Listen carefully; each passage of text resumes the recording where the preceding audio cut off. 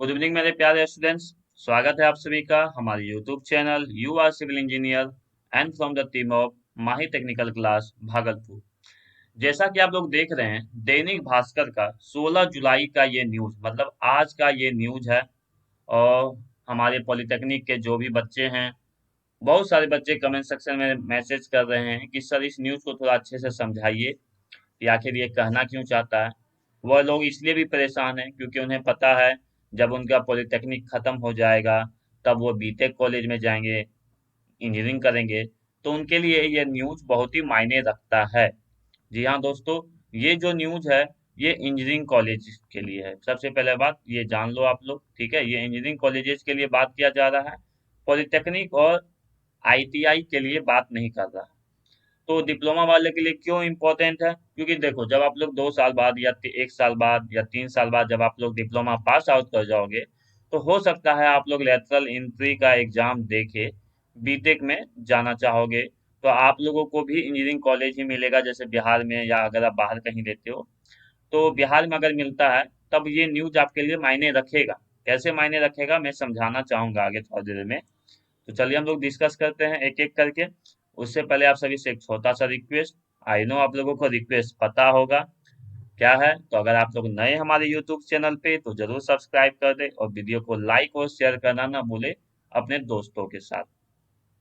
जैसा कि देख रहे हैं बिहार अभियंत्रण विश्वविद्यालय विधेयक मतलब एक रूल कहा जाए या रेगुलेशन कहा जाए, ये एक विधेयक प्रस्ताव को प्रस्ताव जो है, जो अभियंत्रण विश्वविद्यालय का जो विधेयक है उसको प्रस्ताव को मान लिया गया है वित्त और विधि विभाग से। जी हाँ दोस्तों, लेकिन अभी ये हमारा अगर कहा जाए तो बिहार के जो सभा है उससे वहाँ पारित नहीं हुआ है क्योंकि मानसून सत्र आने वाला है।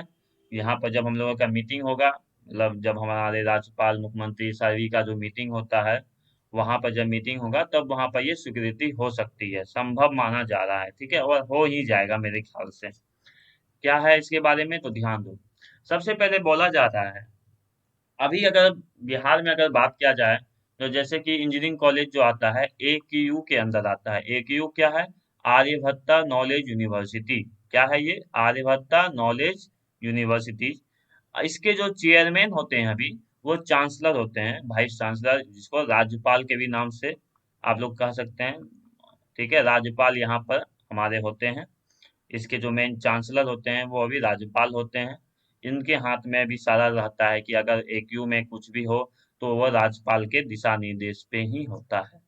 लेकिन अब जो है 2022-23 से कहा जा रहा है कि बिहार में जो है जितने भी AQ के अंदर अभी इंजीनियरिंग कॉलेज हैं, कितने हैं तो ध्यान से देखो, 38 सरकारी व 15 निजी इंजीनियरिंग कॉलेज अब वो बिहार अभियंत्रण विश्वविद्यालय के अंदर आ जाएंगे। मतलब अभी तक जो जितने भी बीटेक कॉलेज थे वो आर्यभट्ट नॉलेज यूनिवर्सिटीज के अंदर आते थे। लेकिन 2022-23 से अगर ये विधेयक पास हो जाता है, ठीक है, मानसून सत्र में, ठीक है, तब ये क्या होगा हमारा, ये अब AQ नहीं बिहार अभियंत्रण विश्वविद्यालय में चले जाएंगे, मतलब बिहार इंजीनियरिंग यूनिवर्सिटी। तो अगर मेरे ख्याल से अगर इसका नाम रखा जाएगा तो बिहार इंजीनियरिंग यूनिवर्सिटीज के नाम से रखा जाएगा, बिहार इंजीनियरिंग यूनिवर्सिटीज। ठीक है, ऐसे नाम हो सकता है आगे शॉर्ट टर्म में अगर बस कहा जाए बिहार इंजीनियरिंग यूनिवर्सिटीज के अंदर चल जाएगा।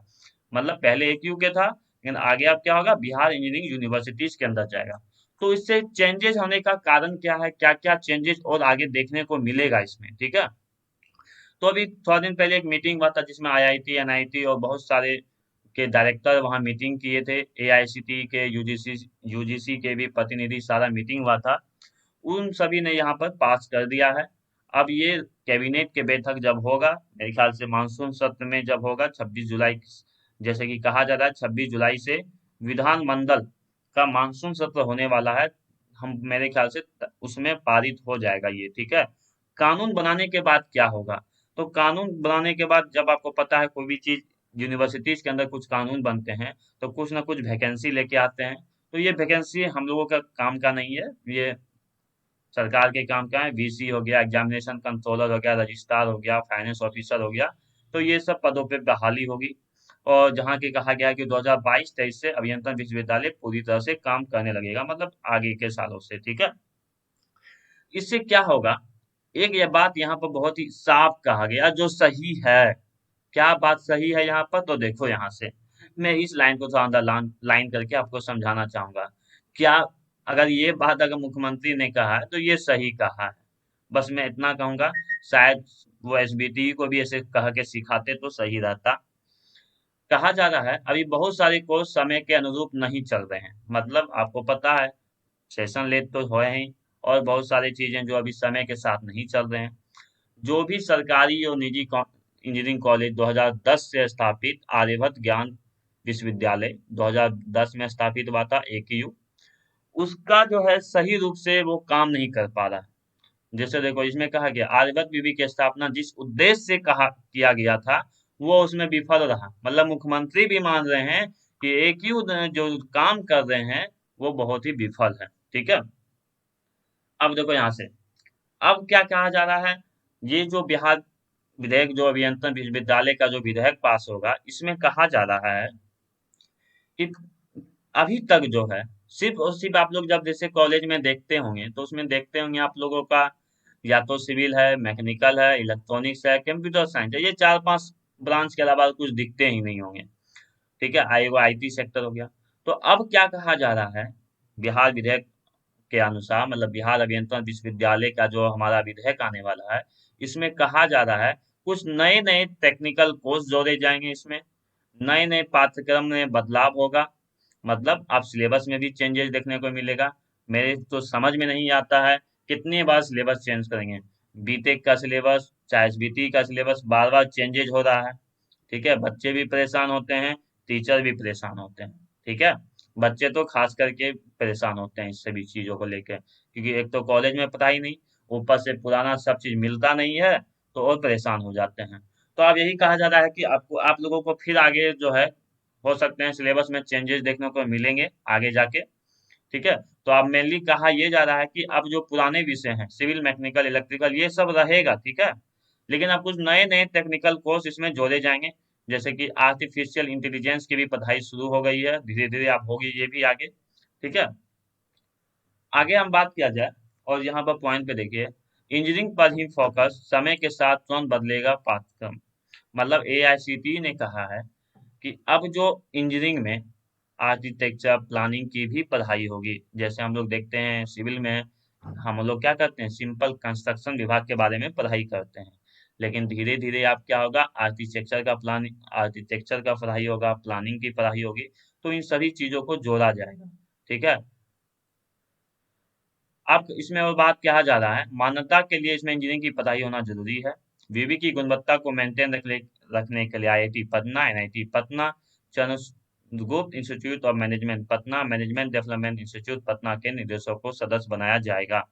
मतलब उस विश्वविद्यालय का, मतलब बिहार इंजीनियरिंग विश्वविद्यालय का जो मेन डेवलपमेंट का काम जो होगा, उसका देख रखाव जो होगा, ये चार पांच जो मेन मेन कॉलेजेस हैं, IIT पटना, NIT पटना, ये सभी चीजों को उसको देखेगी।